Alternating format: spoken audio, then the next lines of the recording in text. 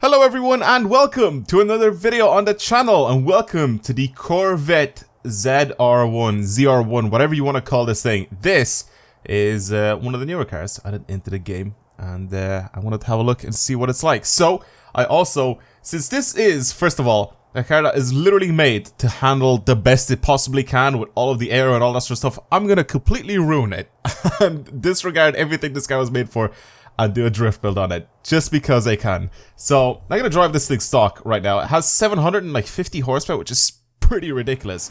But I've always loved the ZR1 or the ZR1 version of the Corvettes. They've always looked absolutely unreal.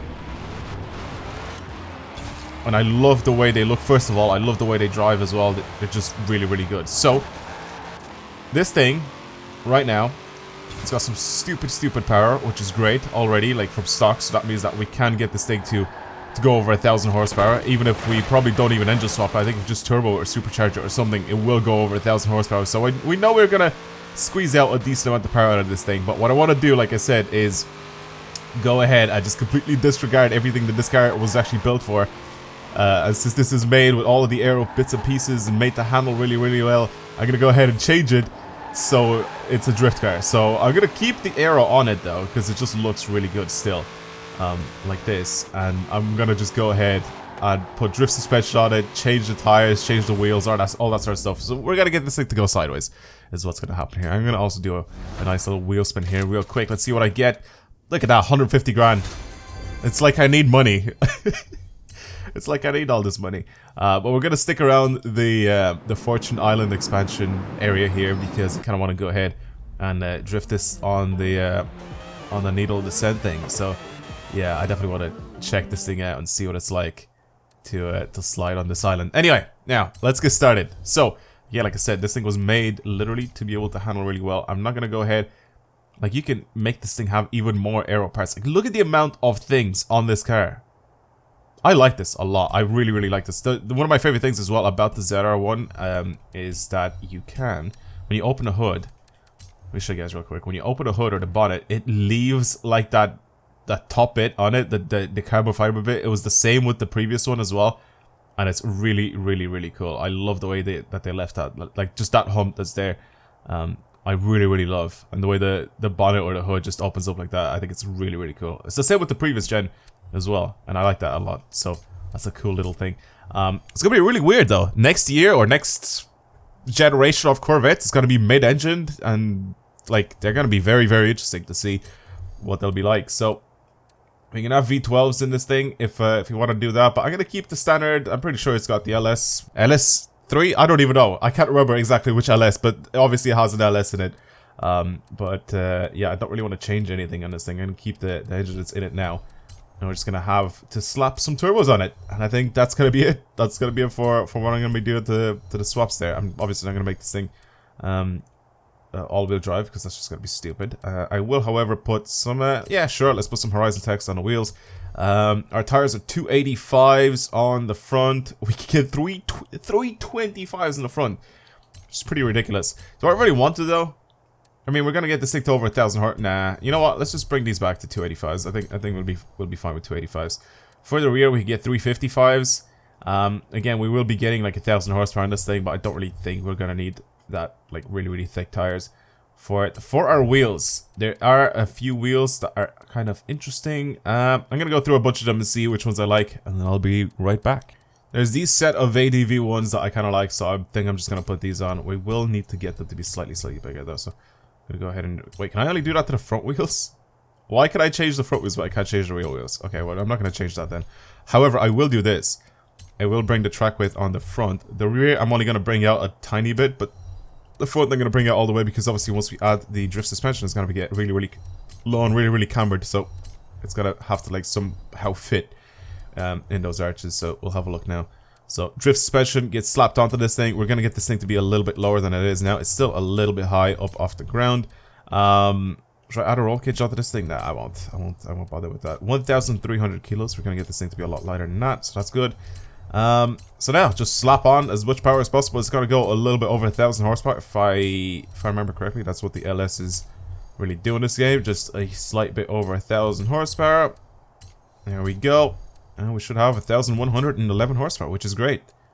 And it weighs 1,350 kilos. So it's still quite a heavy car altogether. But I think it should be kind of fun to try and slide around with, because that's kind of what this whole build is made for. So if you go to tuning, I'm going to keep everything the way it is. It's got 8 gears though, which is kind of annoying. We don't really need 8 gears at all for this. So again, I'm going to keep everything stock. This is as low as it goes. Really, it's still really, really high up off the ground at the moment. And I don't really like that. I'm not really a big fan of that.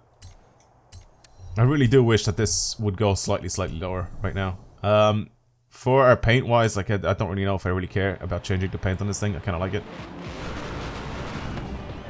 Oh man, I like those wheels, but I really do wish that we could go slightly lower though. It still is too high. So yeah. We have way too many gears though. I definitely don't need 8 gears. What I might do is I might make this thing so it's just a 5-speed, so I'm gonna stretch out my gears slightly. I think that's probably what's gonna end up happening with this thing. Let's drive it like this though. Let's drive it with these 8 gears and see. We'll go down, do the descent. Just so many people on this map right now just doing the descent. Oh, okay, because it's a seasonal objective. So what do you get for it though? What do you get for the seasonal objective drift zone thing? 260,000. What is that? Just like the amount of points that you need to get? Do you get anything for it though? That's the question. I mean, I know you do races and stuff like that, and you get like credits or wheel spins or whatever for it, but it doesn't tell you what sort of prize you get for this, does it? I don't think it does. Anyway, let's just do it. 260,000 points should be very easy to do with this thing. But let's just see what it drives like, because I mean, that's what we're kind of here for. Obviously, in the early gears, it's just wheel spin central, so that's great. No tune on it. Just sort of lock the rear diff. And that's pretty much it. Oh my god, at 50 I could just spin my wheels. It just goes to show how... Okay, I can get some stupid angle with this thing, because I tried to be cautious a little bit, especially at the very beginning here, with the car, and tried to see very, very slowly if I can add more and more and more angle. And I mean I can, but...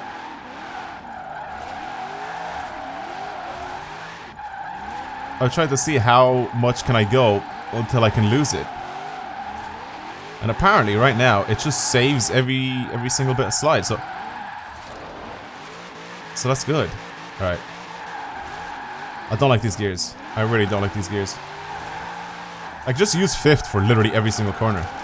It's got so much torque in 5th. I could just be really, really low on the revs and just still get it to rev up really high very, very quickly.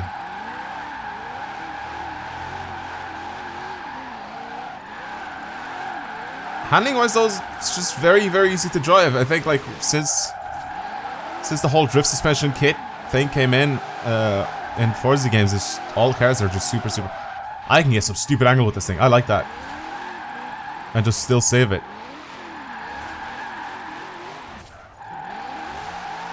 There we go. I wanted to see. I finally got it to spin out. I finally got it to spin out. All that power finally got to it. Well, there's 400 and something thousand points. It's obviously not the best, but yeah, it's too high, man. It needs more low.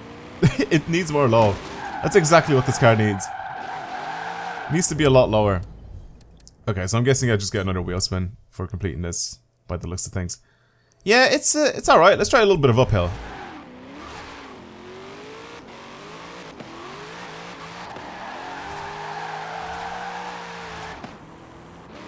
Fifth gear is still really, really long.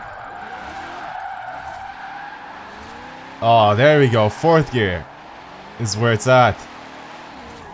Man, this engine's really, really torquey. There we go. 3rd gear for all these like tighter corners, and then once we stick it into 4th gear for slightly longer corners, it's perfect. The gears do need to be a little bit shorter though. I don't need like a 260 mile an hour top speed or whatever it was for this thing. So I need to change my gear ratios just slightly. Let's do that real quick right now. while we're in the middle of a slide. So let's do that. Let's bring our gear ratios a little closer together. And then we don't need 5th gear to be this long. So let's change all that. Bring it so it looks something like that. 200 miles an hour. Change 4th gear again to be a little bit... Oops. Where is this thing? What was I trying to do again? Okay. Do that. Change it so it has 6 gears instead. And then we have 5th gear there to be a little bit shorter. Because, yeah. There we go. Okay, 4th gear is much more manageable now. Much more usable. Alright, so 6 gears is the way to go here. There's still a way to change it so I can literally have like 3 gears to drift with, which is perfectly fine.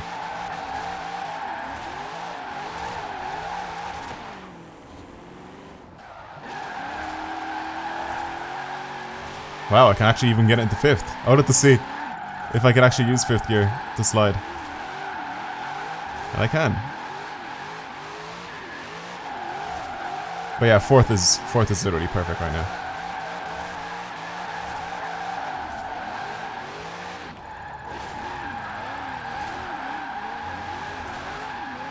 It's not bad.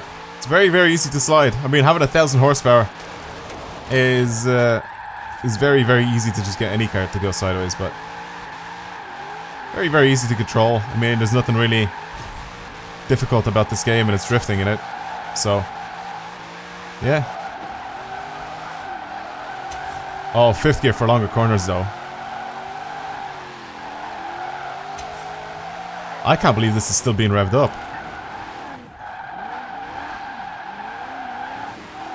This is very, very torquey.